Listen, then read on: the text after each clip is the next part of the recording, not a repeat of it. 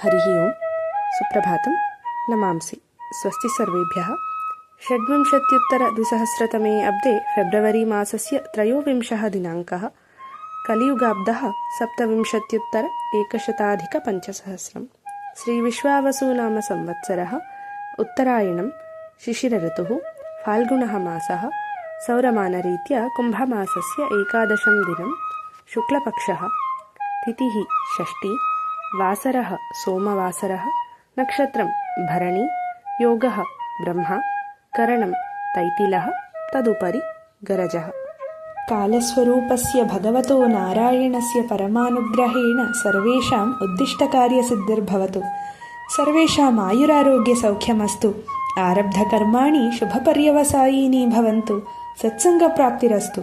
सर्वे देशसेवासन्नद्धाः दीनानुकम्पायुक्ताः दानशीलाः धार्मिकाश्च सन्तु। शुभदिनम् इति गीर्वाणी।